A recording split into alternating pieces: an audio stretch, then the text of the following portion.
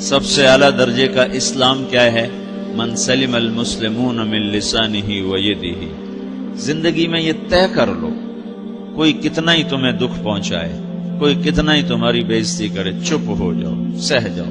مرنے والے کی کیا عزت، کیا ذلت، میں نے تو مر کے دیکھا ہے، اور مجھے یہ حدیث سمجھ میں آئی ہے بڑی اچھی طرح، موتو قبل ان تموتو، کہ مرنے سے پہلے مر جاؤ۔ اس وقت اگر میں مر جاتا تو مجھے کوئی گالیاں دیتا تو مجھے کیا نقصان تھا، اور مجھے کوئی نعرے لگاتا میرے لیے تو میرا کیا نفع تھا۔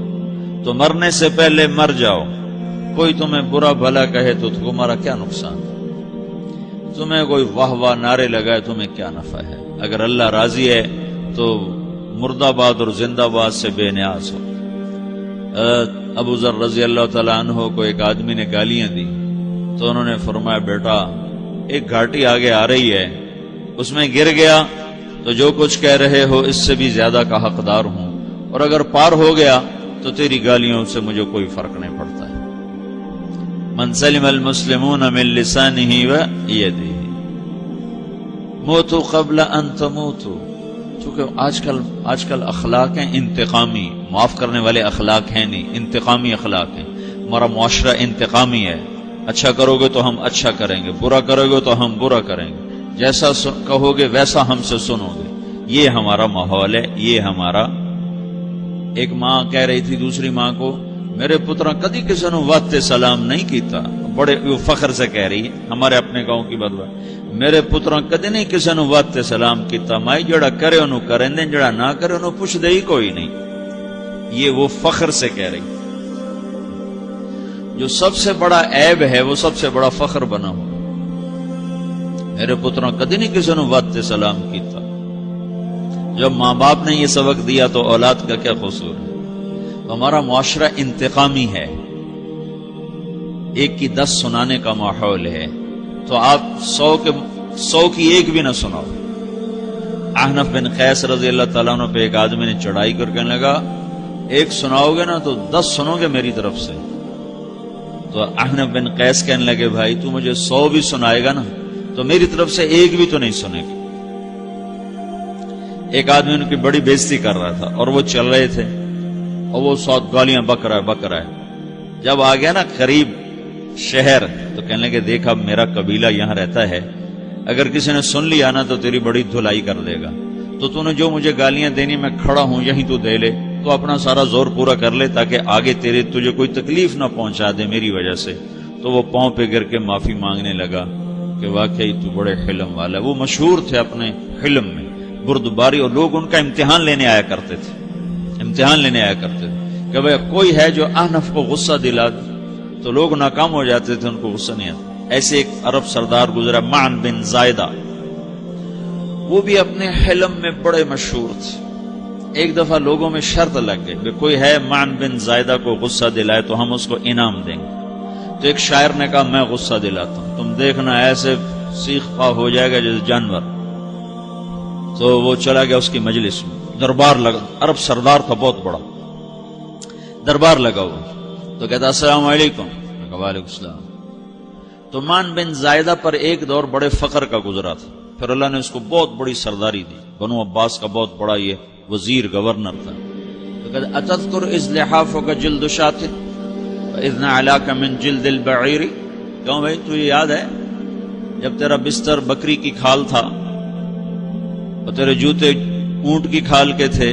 تو کہنے لگا کیوں نہیں یاد، بھلا کوئی ماضی بھی بھولتا ہے؟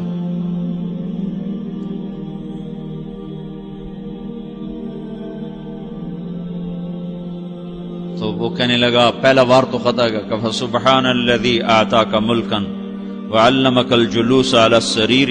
تو پھر ساری تعریفیں تو اللہ کی ہیں جس نے تیرے جیسے کو تخت پہ بٹھا دیا۔ کہاں بھئی ساری تعریفیں اللہ کی ہیں، میری تو کوئی اوقات نہیں۔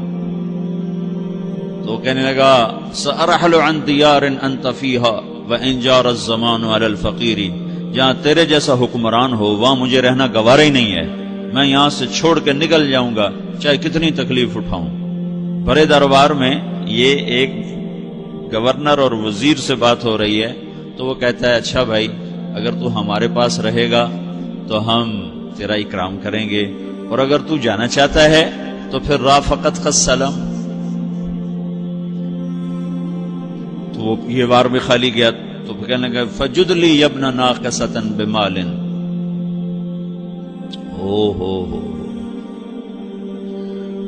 او گندی ماں کے بیٹے مجھے کچھ عطا بھی کر، میں بغیر پیسے کے سفر کیسے کروں گا؟ عرب کو کسی کو بھی ماں کی گالی دے دینا پھر عرب سردار ہو. فجد لی یبن ناقصۃ بمال، بری ماں کے بیٹے مجھے کچھ پیسے بھی دے، میں نے جانا ہے. میں کہا بھائی اس کو 3000 دے دیا جائے. اللہ تو کہنے لگا قلیل ما آتیتنی و انی لأطمع منک فی الکثیر، یہ تو بہت تھوڑا تو نے دیا ہے، مجھے اور دے. کہا اچھا بھائی 3000 اور دے دو. تو وہ شاعر کی بھی آنکھیں پھٹ گئیں. کہنے لگا اب ٹھہر جا ٹھہر جا، اب میں تیری اصل تجھے بتاتا ہوں. سألت اللہ ان یبقیک ذخرا فما لک فی البریۃ من نذیر، میں اللہ سے دعا کرتا ہوں اللہ تیرے جیسوں کو سلامت رکھے، تیرے جیسا دنیا میں کسی ماں نے جنا ہی کوئی نہیں. فمنک الجود والافضال حقا وفضل یدیک کالبحر الغزیر، تو ہی سخی ہے، تو ہی کریم ہے، اور سمندر بھی تیری سخاوت کے آگے کچھ نہیں ہے. تو نے کہا اچھا بھائی تو نے ہماری برائی کی، ہم نے تمہیں 6000 دیے، اب تو نے ہماری تعریف کی، اب 10,000 اور دے دو اس کو. باتیں ہی رہ گئیں، باتیں ہی رہ گئیں. کہاں سے لائیں ایسے لوگ؟ ہمارا معاشرہ انتقامی ہے، بدلہ لینے کا ہے، بدلہ لینے کا. تو میرے ساتھ کیا میں نے بھی کرنا ہے. اعلیٰ درجے کا اسلام یہ سکھا رہا نہیں چپ ہو جاؤ، سلام مت بن جاؤ، سلامتی بن جاؤ، سلامتی کی علامت بن جاؤ. من سلم المسلمون من لسانہ ویدہ. اب وہ سوال کرتا ہے یا رسول اللہ ای الایمان افضل، سب سے اعلیٰ درجے کا ایمان کیا ہے؟ اسلام کیا ہے؟ کلمہ، نماز، روزہ، حج، زکات. اعلیٰ درجے کا اسلام کیا ہے؟ من سلم المسلمون من لسانہ و یدہ. یہ اخلاق کا ادنا درجہ ہے، ادنا درجہ ہے. ادنا درجے پر پہنچ کر آپ اسلام میں اعلیٰ درجے پر آ سکتے ہیں. وہ سوال کرتا ہے ایمان کیا ہے؟ تو آپ نے کہا اللہ پر، فرشتوں پر، کتابوں پر، رسولوں پر، موت کے بعد کی زندگی پر، تقدیر پر. اب ایک اور سائل سوال کرتا ہے ای الایمان افضل، سب سے اعلیٰ درجے کا ایمان کیا ہے؟ تو آپ نے فرمایا حسن الاخلاق، اچھے اخلاق سب سے اعلیٰ درجے کا ایمان ہے. جو آدمی اسلام میں، جو آدمی اخلاق میں، جو مرد عورت اخلاق میں ادنا درجے پر ہوتا ہے وہ اسلام میں اعلیٰ درجے پر پہنچتا ہے. اب اگر وہ اخلاق میں اعلیٰ درجے پر آ جائے تو اب یہ کہاں پہنچے گا؟ اب یہ کہاں پہنچے گا؟ میرا نبی کہہ رہا ہے سب سے اعلیٰ درجے کا ایمان ہے حسن اخلاق، حسن اخلاق. ابو ہریرہ نے پوچھا یا رسول اللہ وما حسن الاخلاق، یہ بھی ایک اور حدیث ہے. یا رسول اللہ حسن اخلاق کیا چیز ہے؟ تو آپ نے 3 چیزیں فرمائی، تصل من قطعک وتعطی من حرمک وتعفو عمن ظلمک. جو تم سے توڑے نہ تم اس سے جوڑو. نہیں کرتا سلام نہ کریں، کوئی ہم چھوٹے باپ کے ہیں؟ ہم تو کبھی بھی نہ کریں، ہم تو کبھی بھی نہ منہ تھوکیں بھی نہیں. ہم تو میرا نبی کہہ رہا ہے جو توڑے تم اس سے جوڑو، جو محروم کرے اسے عطا کرو، جو زیادتی کرے اس سے درگزر کرو. یہ 3 کام جو عورت مرد کر لے گا یہ اخلاق کے اعلیٰ درجے میں ہے. جب یہ اخلاق کے اعلیٰ درجے پر پہنچتا ہے تو پھر میرا نبی کیا بشارت دیتا ہے؟ ادنا درجے پر پہنچ کر تو اعلیٰ مسلمان کی بشارت ہے، اور اخلاق میں اعلیٰ درجے پر پہنچ کر میرا نبی کہتا ہے کاد الحلیم ان یکون نبیا، اعلیٰ اخلاق والا بس نبی بنتے بنتے رہ جاتا ہے. اعلیٰ اخلاق والا ایسے ہے جیسے کہ نبی، قریب ہے کہ وہ نبی بن جائے. یہ تو ہے نا ترجمہ، لیکن ہم ہمارے اردو میں کہتے ہیں وہ نبی بنتے بنتے بنتے رہ گیا. کیا مطلب؟